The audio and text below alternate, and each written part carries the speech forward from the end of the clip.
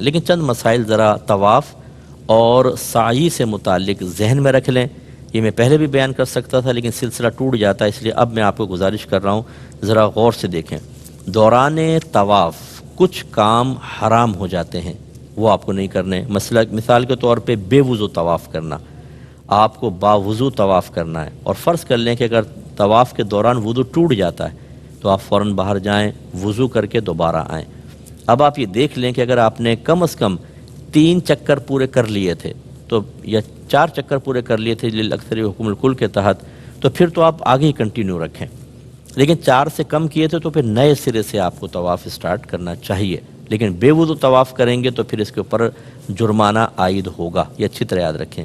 اچھا، جو لوگ شرعی معذور ہوتے ہیں، جن کو بار بار قطرات آنے کے مسائل ہوتے ہیں، یا کسی بہن کو جیسے استحاضہ ہوتا ہے، بلیڈنگ ہوتی رہتی ہے مسلسل، تو ایسے لوگ جو ہیں وضو کریں اور طواف کریں. چونکہ ان کے ساتھ شرعی عذر ہے، آپ کا دوران طواف جو ہے وہ کوئی مسئلہ نہیں ہے، آپ اسی حالت میں طواف کر لیں، آپ کا کوئی مسئلہ نہیں ہوگا.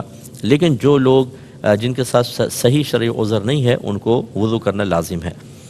اس کے علاوہ دوسرے جو ہے کہ بڑی احتیاط چاہیے کہ حالت احرام میں ستر نہ کھل جائے. اب ہوتا یہ ہے کہ جو مرد حضرات ہوتے ہیں، یہ بعض اوقات خاص طور پہ جس کے پیٹ بڑا ہوتا ہے، وہ احرام پہنتا ہے تو وہ مرد کے لیے ناف کے سوراخ سے لے کر اور گھٹنوں کے نیچے تک کا حصہ بدن چھپانا فرض ہے. اب وہ ڈھلک جاتا ہے پیٹ سے، ناف سے نیچے تک کا حصہ نظر آ رہا ہوتا ہے، گناہ ہے. ایسے ہی جب ہم چلتے ہیں تو ذرا احتیاط کریں کہ ایسا احرام نہ پہن لیں کہ رانے کھلی ہوئی نظر آئیں، گھٹنے اور رانے. یہ بعض اوقات ہوتا ہے ہوا سے یا ویسے ہی مطلب یہ کہ کھنچ جاتے ہیں، اس میں بڑی احتیاط کرنی چاہیے. یہ دوران طواف بھی منع. اسی طریقے سے یاد رکھیں کہ بلا عذر ویل چیئر پر آپ نے اگر طواف کیا تو یہ گناہ ہے، اس میں دم لازم ہوگا. بلا عذر نہیں کر سکتے.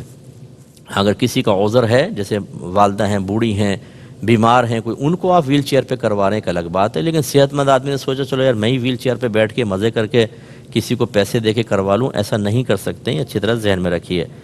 اسی طریقے سے حتیم جو ہے، وہ حتیم کہتے ہیں وہ باؤنڈری وال آپ نے وائڈ دیکھی ہو، دوران طواف آپ حتیم کے اندر سے نہیں گزر سکتے، اس کے باہر سے گزریں گے. اگرچہ وہ کعبۃ اللہ کا، چونکہ وہ کعبۃ اللہ کا حصہ ہے، وہ رہ گیا تھا تعمیرات سے اور نبی کریم نے اسی حیات تو اس کو قائم رکھنے کا حکم دیا، اس لیے اس کے اندر سے نہیں نکلیں گے بلکہ اطراف سے نکلیں گے.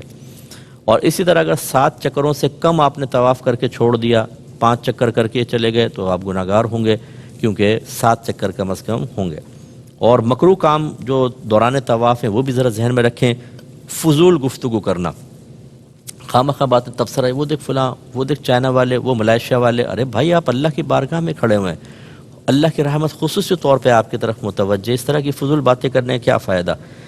اور اسی طریقے سے کوئی ایسی الٹی سیدھی حرکتیں جیسے سیلفی بنا رہے ہیں. اچھا، بعض لوگ کہتے ہیں کہ وہ گھر میں کال ملا لیں گے، ویڈیو چلا دیں گے، دیکھیں وہ کعبۃ اللہ. یہ بھائی یہ اللہ کی طرف متوجہ ہونے کا وقت ہے، یہ اپنے گناہوں کو یاد کرنے کا وقت ہے. یکسوئی سے عبادت کریں. یہ کہ آپ نے ایک اور آدمی کو انٹر کر لیا اس میں اور وہ سارا وہ مطلب آپ کی یکسوئی تو ختم ہو گئی، اس لیے پوری یکسوئی کے ساتھ کریں. یہ مکروہ ہے، گناہ نہیں ہے لیکن مکروہ ہے. اسی طریقے سے ناپاک کپڑوں میں اگر طواف کیا تو مکروہ ہے، طواف ہو جائے گا لیکن کراہت کے ساتھ. یوں ہی ہم نے آپ کو بتایا کہ رمل یا عید اتباع مرد کے لیے سنت ہے، اس کو ترک کرنا بلا عذر یہ بھی مکروہ ہوتا ہے. اسی طرح کچھ کھانا پینا بھی حالت طواف میں، یعنی طواف کے دوران مکروہ ہے، گناہ نہیں ہے لیکن مکروہ ہے. بہرحال ہاں اگر بہت شدید پیاس لگ رہی ہے، بہت حلق خشک ہو چکا ہے، گرمی بہت شدید ہوتی ہے بعض اوقات، تو تھوڑا بہت 1-2 گھونٹ آپ پانی پی سکتے ہیں. اسی طرح اگر پیشاب وغیرہ کا غلبہ ہے تو طواف جاری رکھنا خلاف سنت مکروہ ہے. اور آوارہ نظری بھی مکروہ ہے. آوارہ نظری کا مطلب دائیں بائیں دیکھنا. نئے نئے چہرے ہوتے ہیں، پوری دنیا سے لوگ آئے ہوتے ہیں، کہیں چائنا سے، جاپان سے، ملائیشیا سے، ایران سے، عراق سے، تو وہ آدمی دیکھتا رہتا ہے چہرے. عمومی طور پہ میں نے دیکھا ہے کہ وہ پھر یکسوئی نہیں رہتی. آوارہ نظری نہیں ہونی چاہیے، اپنی توجہ صرف اللہ کی طرف رکھیں. اچھا، کعبۃ اللہ کی طرف دیکھنا منع نہیں ہے. میں نے آپ کو پہلے کہا کہ علماء سے اور مفتیان کرام سے مسئلہ معلوم کریں. اگر آپ لوگوں سے معلوم کریں گے، ہر ایک اپنی اپنی بولی بول رہا ہوگا.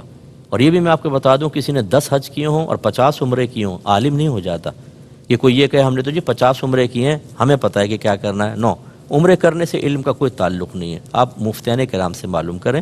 جب آپ طواف کر رہے ہیں اگر کعبۃ اللہ کو دیکھ کے طواف کر رہے ہیں کوئی حرج نہیں، آپ اس طرف نظر کر سکتے ہیں، سینہ نہ پھیرے کعبۃ اللہ کی طرف، طواف ایسے ہی ہوگا، یوں نہیں ہوگا، لیکن آپ دیکھ سکتے ہیں کعبۃ اللہ کو، برکت ہے بہت زیادہ اس کو دیکھنے میں، کیا مسئلہ ہے۔